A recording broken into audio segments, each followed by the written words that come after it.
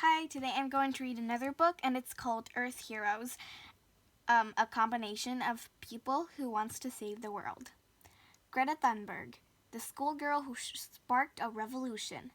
The forest is burning. Enormous orange flames curled around tree trunks and climbed into the canopy.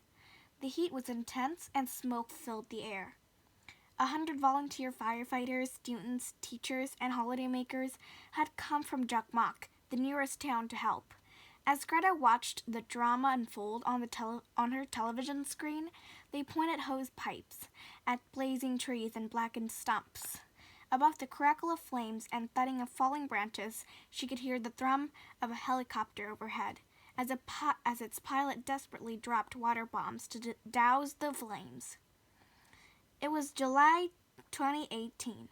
It had been a freakishly hot summer in Sweden, with a drought and the highest temperatures recorded in over 260 years. Wildfires had raged uncontrollably through the country's forests. Jokmok is famous for its winter market, but even this area of Lapland, at the Arctic Circle, had not escaped the fires, the largest of which tore around an area the size of 900 football pitches. In Greta's home city, Stockholm, it had been the hottest summer since records began, with many days exceeding 30 degrees Celsius. Well, that's not as hot as where we live, but we're around the tropics, and they're around cold areas which were not meant to be like that hot. So it was kind of strange, and that was due to human activity and natural occurrences. A month later, Greta sat at her kitchen table making preparations. She thought about the key facts people should know about global warming, and choosing her words carefully, neatly wrote out a stack of flyers. Then on a board she painted the words, "Schools Strike for Climate." Her parents tried to dissuade her, but the next morning, instead of heading off to school, she stuffed the flyers and some school books into her rucksack, jumped onto her bike, and pedaled against the wall. People hurried by their way to work, clutching briefcases and sipping from coffee cups. But if they noticed the slight girl with long brown pigtails, they didn't stop to find out more. Greta was skipping school to protest about climate change. All summer, she had followed news of Sweden's wildfires and the heat wave that killed hundreds of people across Europe.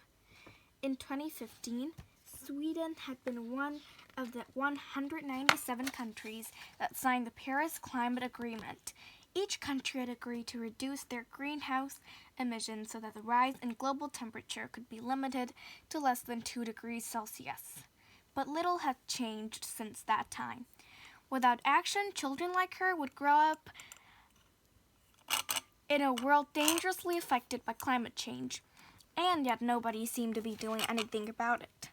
She had no choice but to act.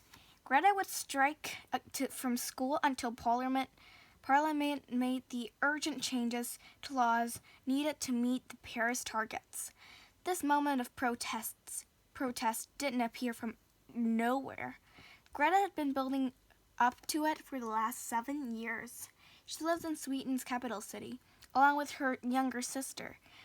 Her mother is an opera singer and her father, an actor, stays at home to look after his daughters. Growing up, Greta learned piano and ballet and loved being outdoors, horse riding and walking the family's dogs. Before her climate strike, she had just been a normal schoolgirl, if a little quiet and shy, the girl at the back of the class who was afraid to speak up. Greta was 8 when she first learned about climate change.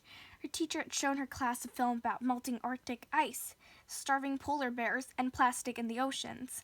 As she watched, Greta cried. And when her classmates went back to their game, she could not forget what she had seen. The teachers show the students what they see, and it was literally what was happening to their country. So she was just showing she was worried, the government was worried about this, but they didn't do anything at all. Greta started to read everything she could about the problem. She discovered that global warming is causing droughts, floods, extreme heat waves, and forcing people to leave their homes. Human actions are also destroying wildlife and their habitats. She was shocked that the world has known about climate change for 30 years. But instead of treating it as an emergency, adults didn't seem to be taking it seriously. Like, they don't care, and they think that it'll be okay. One day someone will stand up and change everything. But no one will stand up if one of them doesn't stand up themselves. TV programs and newspapers weren't talking about it, and little had been done to try to stop it. What kind of world would she live in when she grew up? Aged 11, feeling hopeless about the planet's future, Greta became depressed. She stopped going to school. She stopped eating and lost 10 kilograms in weight. She also stopped speaking to anyone apart from her family. Greta was off school for a year while her parents took care of her. During that time, she learned that she had Asperger syndrome, which means she has a different way of seeing the world compared to most other people. While at home, she eventually told her parents about her worries about the environment. Sharing her fears made her feel a little better.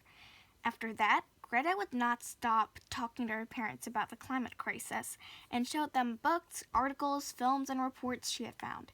Her parents grew to realize they'd never taken this issue seriously before. By then, Greta had already become a vegan and had stopped shopping for new things. Soon her father became a vegetarian and the whole family stopped traveling by plane. They started a cycle to get around and replaced their car with an electronic one, which will be more expensive. And I hope one day there will be a non-expensive fuel that will be clean and there will be an endless resource, which benefits both us and the environment. Like, it can give something back to the environment and give something to us. I hope one day there will be a kind of resource like that.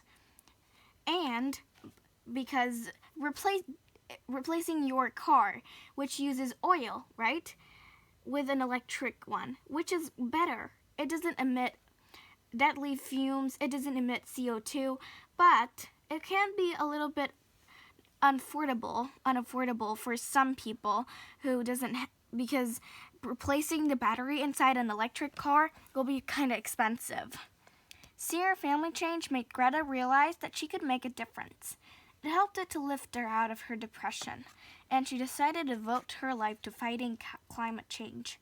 Greta returned to school, where she joined a climate action group. Inspired by school strikes in America to protest against guns, someone suggested they should have a school strike too. Greta loved this idea, but no one wanted to join her. So she left the group and decided to strike alone. On the first day of her protest, Greta sat outside the Parliament building from 8:30 a.m. to 3 p.m., the whole school day. She posted pictures on social media, and from the second day, people started to join her. Newspapers were soon reporting her story.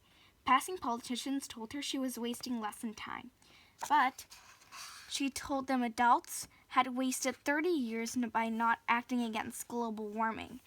Others said she could go back to school and study science so she could find a solution to climate change.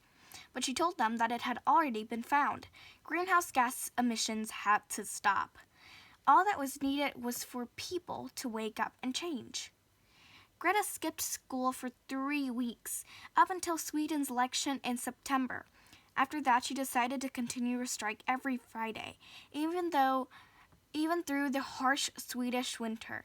In ice and snow, wrapped in a yellow raincoat, ski trousers, and a woolly hat, she sat outside the Parliament.